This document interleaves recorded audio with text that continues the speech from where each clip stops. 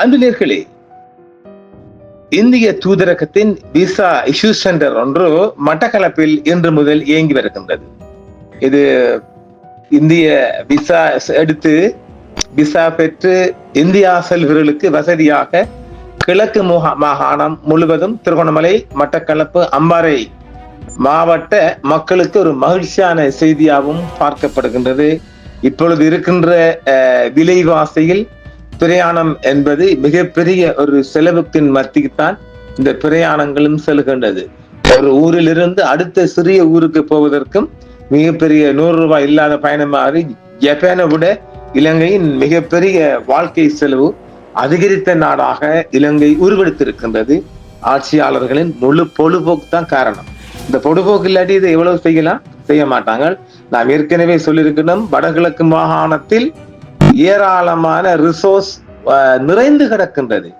எந்த அரசாங்கம் வந்தாலும் அதை அவர்கள் செய்வதற்கு வாய்ப்பில்லை. ஏனெனில் வடகிழக்கு மாகாண மக்கள் வாழ்க்கையில் ஒருபோதும் முன்னேற்றம் காணக்கூடாது என்பதில் சிங்கள தேசம் குறியாக இருக்கின்றது. அந்த வகையில் இப்பொழுது விசா சென்டர் ஒன்று புதிய விசா ஒப்பந்ததாரரை இந்தியா நியமித்துள்ளது. கிழக்கிழங்கையில் தனது தூதரக சேவைகளை இன்று 7ஆம் தேதி செவ்வாய்க்கிழமை முதல் விரிவுபடுத்துகிறது. இலங்கையில் உள்ள தனது விசா கடவுச்சீட்டு மற்றும் தூதரக செயலாக்க பணிகளை நேற்று ஒரு புதிய வெளிப்பணி ஒப்பந்ததாரிடம் இந்தியா ஒப்படைக்கும் என கொழும்பில் உள்ள இந்திய உயர் ஸ்தானிகராலயம் அறிவித்துள்ளது. இதன் மூலம் கடந்த 8 மாதங்களாக இந்தியாவின் தூதரகங்களே நேரடியாக விசா இஷ்யூ பண்ணி வந்த நிலையில் இப்பொழுது ஒரு இடைத்தரகர் முறை மீண்டும் புத்துயிர் பெறுகிறது. அதாவது இப்ப நம்ம விசா எடுக்கிறதுக்கு இலங்கை பேசஞ்சர்ஸ் பிரயாணிகள் யாரும் நேர கோல் ரோட்டில் இருக்கின்ற இந்திய தூதரகத்துக்கு செல்ல தேவையில்லை. அவங்கள் நேரடியாக இப்பொழுது 5வது சென்டராக தங்கள் விசா சென்டரை அவர்கள் விரிவுபடுத்தி இருக்கின்றார்கள். ஏற்கனவே அது கொழும்பில் தானே இருந்துச்சு, ஒரு சென்டர், ஒரே சென்டர் கொழும்பில் இருந்துச்சு. இப்பொழுது பௌத்தலக மாவட்டத்தில் வருகிறது. அது பௌத்தலக மாவட்ட, 2வது கண்டி, 3வது யாழ்ப்பாணம், 4வது ஹம்பாந்தோட்டை. இப்பொழுது முதலாக மட்டக்களப்பில் ஏரிக்கரை வீதியில், அதாவது புளியந்தீவு, அது புளியந்தீவு சொல்லுவோம், மட்டக்களப்பு டவுன் தானே, அது கச்சேரிக்கு கிட்ட உள்ள பகுதிக்கு வந்து சேர்ந்துட்டது. இது கிழக்கு மாகாண மக்களுக்கு ஒரு மகிழ்ச்சியான செய்தியாகத்தான் நான் பார்த்தேன். இலங்கையில் உள்ள தனது விசா கடவுச்சீட்டு மற்றும் தூதரக செயலாக்க பணிகளை திங்கட்கிழமை அன்று ஒரு புதிய வெளிப்பணி ஒப்பந்ததாரர்களிடம் இந்தியா ஒப்படைக்கும் என கொழும்பில் உள்ள தூதரகம் தெரிவிச்சிட்டாங்க. கேரளாவை சேர்ந்த ஒரு பயண மற்றும் சேவை குழுவின் ஒரு அங்கமான அல்ஹின்ஸ் குளோபல் சர்வீஸ் நிறுவனம் விசா கடவுச்சீட்டு, வெளிநாட்டு இந்திய குடிமகன் மற்றும் சான்றளிப்பு சேவைகளுக்கான வெளிப்பணி சேவை வழங்குநராக நியமிக்கப்பட்டுள்ளது. இதன் செயற்பாடுகள் இன்று முதல் கொழும்பில் அது தொடர்ந்து இயங்கும். கொழும்பில் மாத்திரமல்ல, நாம் சொன்ன 5 இடங்களும் இயங்க போகின்றது. இந்நிறுவனம் கொழும்பில் உள்ள உயர் ஸ்தானிகராலயம், கண்டியில் உள்ள உதவி ஆணையம் அசிஸ்டன்ட் கமிஷன் மற்றும் யாழ்ப்பாணம் அம்பாந்தோட்டையில் உள்ள அசிஸ்டன்ட் கமிஷனர்களின் விண்ணப்பத்தை ஏற்றுக்கொள்ள போறாங்க. இந்த ஒப்படைப்பு கிழக்கு பகுதியில் இந்தியாவின் தூதரக சேவைகளையும் விரிவுபடுத்துகிறது. அது டெபுட்டி ஹை கமிஷன் தான். மட்டக்களப்பில் ஒரு புதிய இந்திய தூதரக விண்ணப்ப மையம் திறந்து வைக்கப்பட்டிருக்கிறது. இது விண்ணப்ப வலையமைப்பில் 5வது சேகரிப்பு மையத்தை சேர்ப்பதோடு கிழக்கு மாகாணத்தில் உள்ள இந்திய விசா விண்ணப்பதாரர்களை யாழ்ப்பாணம் அல்லது கொழும்புக்கு பயணம் செய்ய கட்டாயப்படுத்துவதற்கு பதிலாக அவர்களுக்கு ஒரு புதிய பிரத்யேக வசதிகளையும் வழங்குகிறது. அங்கே நாம் பிங்கர் பிரிண்ட் கொடுத்துடலாம். லேசா போச்சா? கடந்த ஆண்டில் பெரும் பகுதிக்கு இந்திய விசாக்களை நாடும் இலங்கையர்கள் தூதரகங்களை நேரடியாகவே அணுகி வந்தனர். கொழும்பு, கண்டி மற்றும் யாழ்ப்பாணத்தில் விண்ணப்ப மையங்களை இயக்கி வந்த முந்தைய ஒப்பந்ததாரான IBS லங்கா வெளியேறியதை தொடர்ந்து 2025 நவம்பர் 3 அன்று உயர் ஆணையம் தூதரக செயலாக்க பணிகளை தன்வசப்படுத்தியது. அல்ஹிந்தின் நியமனம் இரு நாடுகளுக்கும் இடையிலான பெரும்பாலான வழக்கமான தூதரக பரிவர்த்தனைகளை நீண்ட காலமாக கையாண்டு வந்த வெளிப்பணி ஒப்பந்த முறைமை மீண்டும் நிலைநிறுத்துகிறது. உயர் ஸ்தானிகர் ஆலயத்தின் மேற்பார்வையில் நடைபெற்ற ஒரு போட்டி ஒப்பந்த புள்ளி அல்ஹின்ஸ் இலங்கைக்கான ஒப்பந்தத்தை பெற்றிருக்கின்றது. இதில் ஒரு குறைந்தபட்ச ஏலதாரராக உருவெடுத்திருக்கின்றது. இந்த ஒப்பந்தம் ஒரு பரந்த பிராந்திய விரிவாக்கத்தின் ஒரு பகுதியாகும் என்றும் சொல்லப்படுகிறது. இதே குழுமம் ஐக்கிய அரபு அமீரகத்தில் இந்திய தூதரக சேவைகளுக்கான இணை ஒப்பந்தத்தையும் வந்திருக்கின்றது. அங்கு அது ஜூலை 1 அன்று 16 மையங்களை திறந்திருக்கின்றது. அங்கு நீண்ட காலமாக செயல்பட்டு வந்த இந்த சேவை இப்பொழுது மட்டக்களப்பில் வந்திருக்கின்றது. கேரளாவின் கோழிக்கோட்டை தலைமையிடமாக கொண்டு அல்ஹின் குழுமம் 130க்கும் மேற்பட்ட அலுவலகங்களை உலகம் முழுவதும் இயங்கி வருகிறது. அது இந்த குளோபல் ரீதியாக இயங்கி வருகிறது. மேலும் சான்று அளிப்பு மையங்களை நடத்துவதற்கு இந்திய வெளியுறவு அமைச்சகத்தால் அங்கீகரிக்கப்பட்ட ஒரு சில மையங்களில் இதுவும் ஒன்றாகும்.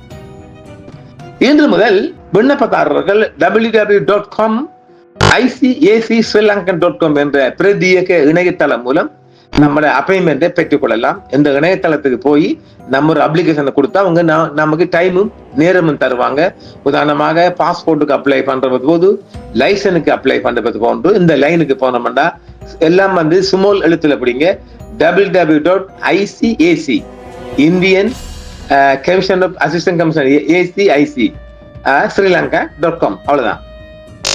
அப்ப அது நீங்க போய் எடுக்கலாம் www.icacSrilanka.com அவ்வளவுதான். பிரத்யேக இணையதளம் இது மூலம் நாங்க அப்ளை பண்ண எங்களுக்கு அவங்க ஒரு வாரத்துக்கு முந்தைய டைமும் நாளும் கொடுத்துருவாங்க. யாழ்ப்பாணத்தில் புதிய மையம் ரகா வீதி எண் 43 இருந்து செயற்படும் என்றும் புதிய இடம். இதற்கு முந்தைய IBS அலுவலகம் டெம்பிள் வீதியிலும் தூதரகத்தின் இடைக்கால கவுண்டர் நல்லூரிலும் உள்ள இந்திய துணை தூதரகத்தின் சொந்த வளாகத்தில் இயங்கி வந்தன. கொழும்பு மையம் பௌத்தலோக மாவட்ட கலம்பு 7 இது SLBC ரூபானி தாண்டி கொஞ்சம் ஒசக்கத்தால. வர்த்தகம், எரிசக்தி மற்றும் இணைப்பு துறைகளில் இந்தியா இலங்கை இடையான விறுவிறுப்பான உறவுகளுக்கு மத்தியில் இந்த மாற்றம் வந்துள்ளது. மேலும் தமிழ்நாட்டிற்கு வடக்கின் அருகாமையில் யாழ்ப்பாணத்தின் தூதரக சேவைகள் ஒரு வழக்கமான சேவையாக உள்ள மாணவர்கள், இந்திய மருத்துவமனைகளில் சிகிச்சை பெறும் நோயாளிகள், யாதிரிகர்கள் மற்றும் இருதரப்பு உறவுகளை கொண்ட குடும்பங்கள் போன்ற சாதாரண பயணிகளின் தொடர்ச்சியான வருகைகளையும் இது செயற்படுத்துகிறது. இந்தியா இலங்கையில் தனது விசா மற்றும் தூதரக சேவைகளை எளிதாக்குவதற்காகவே புதிய ஒப்பந்தக்காரர் நியமித்துள்ள வேண்டும். இது தொடர்பான மேலதிக தகவல்களாக இந்தியா விசா, கடவுச்சீட்டு, இந்திய வம்சாவளி மக்களுக்கான சேவைகள் மற்றும் இதர தூதரக சேவைகளை வழங்குவதற்காகவே அல்ஹின்ஸ் குளோபல் சர்வீஸ் என்ற நிறுவனத்துக்கு இந்த ஒப்பந்தம் வழங்கப்பட்டிருப்பதாகவும் இந்தியா தெரிவித்துள்ளது. இந்த புதிய ஏற்பாட்டின் கீழ் இன்று முதல் இது பணிகள் ஆரம்பமாகின்றது. மட்டக்களப்பிலும் இந்த மாற்றத்தின் ஒரு பகுதியாக மட்டக்களப்பில் முதலாக ஒரு இந்திய தூதரக விண்ணப்ப மையம், Indian councillor application centre ICAC, அதான் ICAC சொல்லாங்க, ஆமா, திறக்கப்பட உள்ள என்று சொன்னாங்க. இன்றைக்கு தான் ஆரம்பிக்கப்பட்டிருக்கிறது. இதன் மூலம் கிழக்கு மாகாண மக்கள் முற்றுமுழுதான தூதரக சேவைகளை பெற்றுக் கொள்வதற்கான ஒரு வாய்ப்பாகவும் சொல்றாங்க இந்தியா தெரிவித்திருக்கிறது. இது ஒரு மிகப்பெரிய சேவையாகவும் நான் சொல்லுவேன். இலங்கையில் விசா, பாஸ்போர்ட், வெளிநாட்டு இந்திய குடிமகன், இப்படி எல்லா விடயமும் இந்த ஆபீஸில் பார்த்துக் கொள்ளலாம். இது மிகப்பெரிய ஒரு அரிய வாய்ப்பாக நான் சொல்லுவேன். Indian councillor application centre ICAC, அதான் நாம .srilanka.com என்ற இணையதளத்துக்கு போய் நம்ம தேவையான விடயங்களை எடுத்துக்கொள்ள ஆலோசனை கொடுப்பாங்க. ஸ்டிக்கர் விசா தான் கூடுதலா கொடுப்பாங்க. ஆன்லைன் இந்த பேப்பர் விசா எடுத்துறாங்க. முதல் போறவங்க, தொடர்ச்சியா போறவங்க ஸ்டிக்கர் விசா இல்ல ஆன்லைன் விசா எடுத்தாலும் பரவாயில்ல. பெஸ்டா போறவங்க நீங்க ஸ்டிக்கர் விசா, பாஸ்போர்ட் அடிச்சு எடுப்பதாலும் அங்க லொல்லு பண்ணி ரிட்டர்ன் பண்ணிவிடுவான். இதுல ஒரு மறைமுகமான செய்தி இருக்கு. நாம வேற இன்னொரு செய்திக்கு பார்ப்போம்.